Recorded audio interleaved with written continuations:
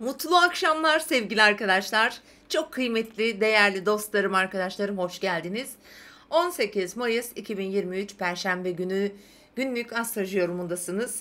Umarım hepinizin keyfi güzel, yerinde ve rahat, huzurlu geçiyordur. Evet, bu akşam 17 Mayıs Çarşamba akşamındayız ve biz tabii ki 18 Mayıs'ı konuşacağız. Ama öncelikle dün bahsettik ama üzerinden şöyle kısaca bir geçelim. Bu akşam evet, artık Ay Boğa burcuna geçti ve öğleden sonraki, daha doğrusu saat 3.30'dan sonraki zaman diliminde daha rahat bir, daha keyifli, daha relax, biraz daha enerjimizin, motivasyonumuzun birlik, beraberlik, sevgi, bağlarımızı güçlendiren bir enerji aktif oldu. Aynı zamanda da maddi konular, hayatımızı bizi sıkıştırmış olan, daraltmış olan enerjiden kurtulmuş olmalıyız. Ki özellikle gece saatlerinde artık hem Jüpiter, kuzey düğüm ve ayda hala kavuşum enerjisini sürdürüyor. Çok daha iyicil, daha neşeli, daha keyifli, kendimizi huzurlu ve güvende hissedeceğimiz bir akşamdayız. Umarım güzel geçiyordur. Çünkü önemliydi bugün. Jüpiter ilk kez Boğa burcuna geçti ve ilk kez kavuşum yapıyor ve yaptı aslında Ay'la ve aynı zamanda da diğer bir şans aslında unsuru olan kuzey düğümle de kavuşum anında Ay'la birlikte. Evet, bu bizim için destek veren, gücümüzü, duygu ve düşüncelerimiz aynı zamanda daha rahat ortaya koyacağımız, sevgi bağlarımızı güçlendiren bir enerji aktif. Gelelim Perşembe günü. Evet, Perşembe günü çok daha uyumlu açılar var gökyüzünde. Ay yine Boğa burcunda olacak ve bizim için tabii ki maddi konular ama aynı zamanda bugün Venüs'ün de etkileri çok güçlü. Para, ilişkiler, sevgi, şefkat, duygusal yakınlaşma özellikle çok daha güçlü bir gün. Çünkü hem Venüs'ün, ayın çok tatlı, gerçekten keyifli hatta açıları var sevgili dostlar. Evet, 18 Mayıs Perşembe günün açılarını söyleyeceğim size. Bu gece 18'ine geçtiğimiz anda gece 01 26 26 sıralarında artık Ay Boğa burcundaki Merkürle kavuşum halinde olacak.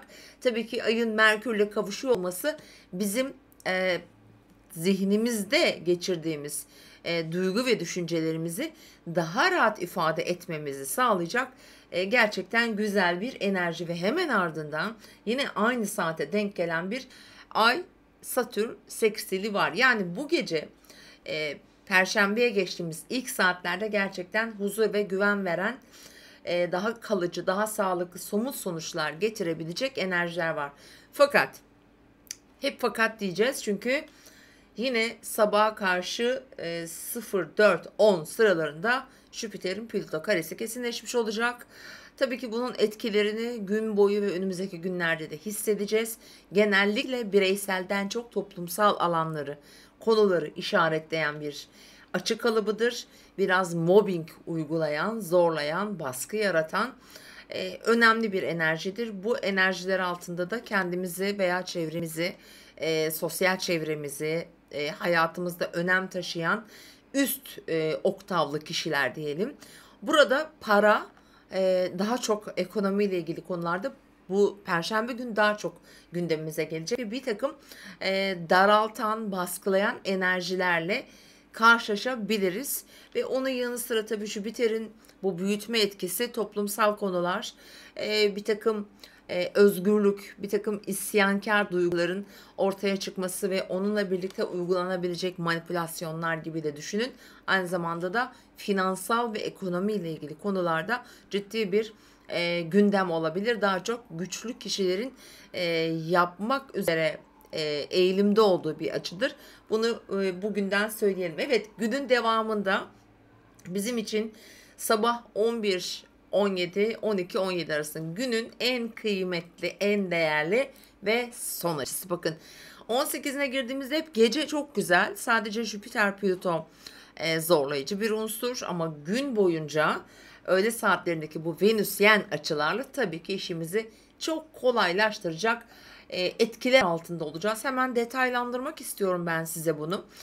Venüs'ün şu anki pozisyonuna göre baktığımda bizim sevdiğimiz insanlar, yakın çevremizde olan kişiler, onlardan gelebilecek destek, yardım, duygusal bağların güçlenmesi gerçekten güzel, sevindirici, hatta kalıcılık sağlayacak haberler getirebilir. Bu ilişkilerde olacaktır bakın. Çünkü Venüs ilişkiler, aşk ve şefkatle ilgili konular ve aynı zamanda da finansal konular. Çünkü en başta ne dedik? Bu gece Boğa burcundaki Merkür Ay'la kavuşum halinde olacak 6 derece Boğa burcunda. Bu bizim için önemli işaretler getirebilir. Belki de getirmiş olabilir. Bu gece saatlerini mutlaka bu anlamda değerlendirin. Yani 17'si akşama gerçekten önemli fırsatlarla karşılaşabiliriz. Bunları Ayın Merkür'le kavuşuyor olması şu anlamda kıymetli. Başka birinden değil de kendi fikirlerinizi, kendi düşüncelerinizi hayata geçirebilme potansiyeli.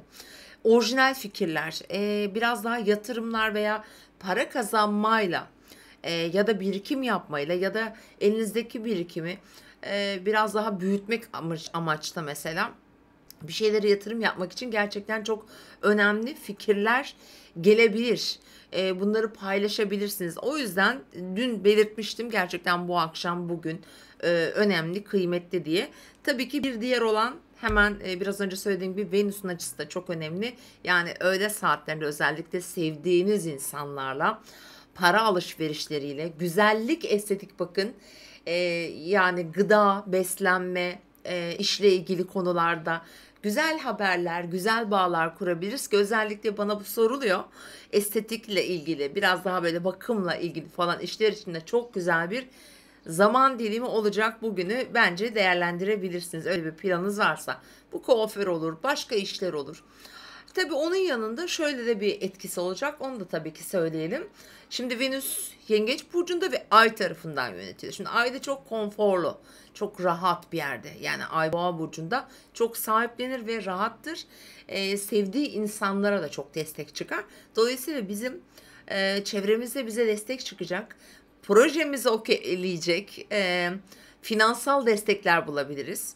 Yani bu kadınlardan olabilir veya iş çevresinden, ticari alanlardan, aynı zamanda şöyle söyleyelim, ticari konular, ticari araçlar, yine araçlarla ilgili konular ve teknolojik aletler, teknolojiyle ilgili konularda yine destek göreceğimiz bir gün olacak. Günün devamında arkadaşlar bütün gün başka bir açısı kalmayacak ayın. Son açısını bu saatte yapıyor ve bu şekilde devam ediyor. Yani gün boyunca aslında maddi konuları planlayabilir, sevdiğimiz insanlardan da destek alabiliriz. Peki bugünün güzel saatlerini verelim. Şimdi ilk saat gerçekten çok çok güzel. 12.53-14.04 bu saate güzel bir kalıcı işi denk getirmek mesela. Özellikle mesela burada estetiği yine ben ön plana çıkarmak istiyorum.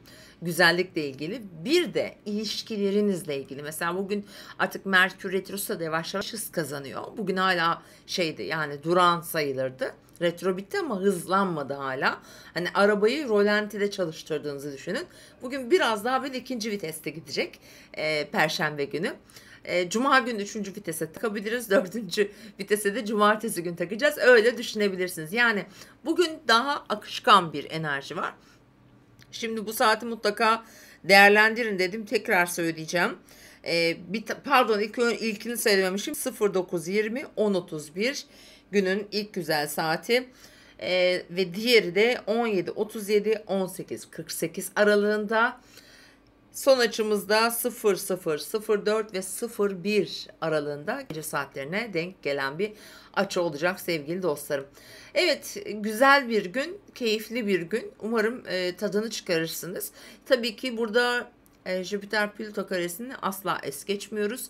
Yatırımlara dikkat etmemiz gerekiyor burada. Evet, güzel bir gün ama böyle büyük adımlar atmak da sakıncalı olabilir açıkçası. Çünkü önümüzü henüz görmüyoruz.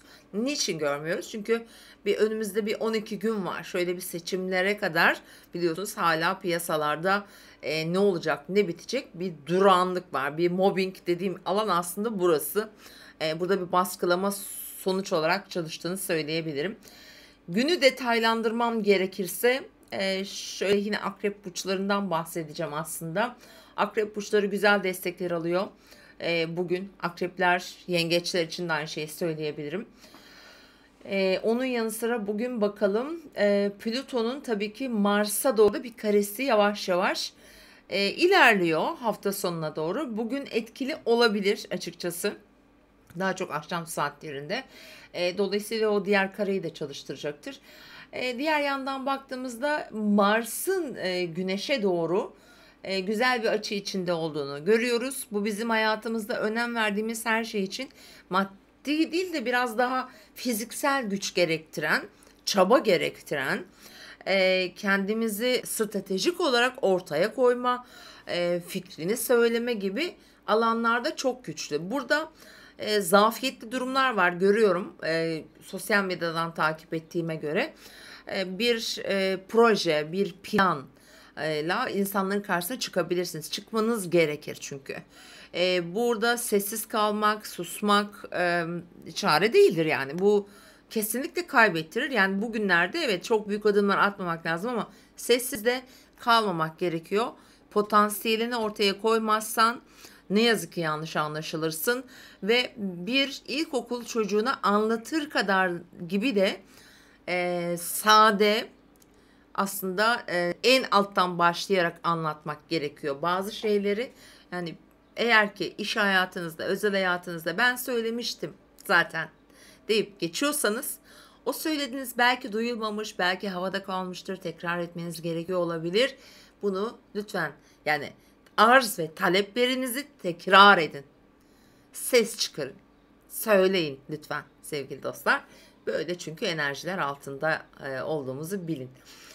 Tabii bunları daha çok ne zaman? Hafta sonundan sonra daha güçlü yapacağız zaten. 21 özellikle Mayıs sonrasında o cesaret, o özgüven daha çok gelecek bize. Ama tabii ki geç olmaması gerekiyor her şey için. Böyle de bir durum var. Şimdi genel olarak bugün aslında ateş elementi hiç yok, bakın gökyüzünde. Hiç yok diyebilirim. Şu anda hiçbir gezegenimiz ateş elementi burçta değil. Bu da özgüveni kıran, çabuk motivasyon aşağı çeken bir durumdur. Bu sizde var olmazsa zaten yapamazsınız ama hani gökyüzü de şu an buna izin vermiyor. Fakat bizim kendimizi ortaya koyacak irademiz var. Dolayısıyla bunu bilmek gerekiyor. Evet, ateş eksik, girişkenlik eksik, biraz burada problem var. Diğer yandan toprak elementi çok yüksek. Toprak elementinin yüksek olduğu süreçlerde kalıcı ve sürekliliği olan adımlar atmak, kök salmak için çok önemlidir. Mesela bugünleri iyi değerlendiren kişiler bence daha kalıcı ve somut sonuçlar elde edecektir. Çünkü hani Boğa burcunda bütün gezegen yerleşimleri ve diğer yandan ikinci olarak yüksek element su. Şimdi burada hem duyguları okşayacaksınız, bakın. Aynı zamanda aklınızı kullanacaksınız ve ileriye yatırım yapacaksınız. Bu para olur, manevi yatırımlar olabilir. Konuşmak çok etkilidir. Kendini ifade etmek çok etkilidir. Duygu ve düşüncelerinizi doğru aktarabilirsiniz. Özellikle bu gece bakın. Merkür çünkü Ay'la kavuşacak. Evet, son olarak en az element de hava. Yani zaten ateş hiç yok gökyüzünde, hava da çok az. Bu da neyi getiriyor? Uyumlanma sorunu getiriyor. Şimdi bir problem oldu, bir sıkıntı çıktı, bir önünüze bir engelle karşılaştınız ve hemen hop bir yerle bir olmayın. Yani bu havanın eksikliği buna delalet eder. B planın, C planın, yani olmazsa eğer işte bu duruma düşersin. Ama sizin önünüzde sıraladığınız alternatifleriniz varsa, ki her zaman her alanda bence olmalı. Hayata hiçbir zaman tek bir pencereden bakmamalısınız. Dolayısıyla bu havanın eksikliği işte burada problem çıkartıyor. Bu, ben şu an genel konuşuyorum ama anlayanlar anlıyordur beni. Burada vasat kalmak maalesef kaybetmeye getirir. Çok geniş düşünün söylediklerimi, çok çok daha geniş düşünün. Burada eksiği olan, farkına varamayan, özgüvenini düşük, çünkü özgüvenin düşük olduğu günlerdeyiz açıkçası. Ateş olmayınca özgüven düşük oluyor açıkçası. Öyle söyleyebilirim ve eğer o olmazsa kaybedersiniz. Kaybedersiniz ve kaybettiğinizde de aslında belki de bir yandan iyi olur. Çünkü böyle motivasyon düşüklüklerinde çabuk toparlayamayan bir yapı varsa karşımızda, zaten daha zor günler için daha büyük mücadele vermeniz gereken olaylar. Hayat bu. Her şeyin daha bir üstü, bir zoru mutlaka vardır ve olmalı. Kesinlikle olmalı. Olmazsa zaten hayat ivme kazanamazsınız. Zaten dediğim gibi işte kaybetmek kaçınılmazdır ve belki de hazır olmadığını gösteriyor olabilir. Kişi, kurum, her şey için bunu düşünebilirsiniz. İlişkiler için de düşünebilirsiniz. Ben çok güçlü olun demiyorum ama her şeye hazırlıklı olmak gerekiyor hayatta. Şaşırmamak gerekiyor. Hayat sürprizlerle dolu. Her şey getirebilir ama e, siz yenilgiyi baştan kabul ederseniz eğer zaten karşınızda ezip geçer herkes size. Ve o psikolojiyi zaten herkes görmüş olur. Diyorum sevgili arkadaşlar, lütfen hayatımızın her alanında bu enerjileri kullanın, değerlendirin diye size nacizane açıkçası tavsiyem. Evet, bu akşamlık da bu kadar. Yarın yine görüşmek üzere diyorum. Kendinize çok çok çok iyi bakın. Unutmadan söylüyorum, bugün ayın fazı kapandı. Yani 18'inde artık ayla güneş iyice böyle birbirine yaklaşıyor. Çünkü bir sonraki gün yani 19 Mayıs'ta yeni bir ay doğacak. Ve 19 Mayıs biliyorsunuz Atatürk'ün Samsun'a çıktığı gün. Ve bu 19 Mayıs'ta böyle bir yeni ay doğuyorsa acaba bunun bir anlamı var mıdır? Bu da size tüyo. Yarın bu konudan bahsedeceğiz. Yeni ayı ve burçları etkilerinden bahsedeceğim. Tekrar hoşça kalın.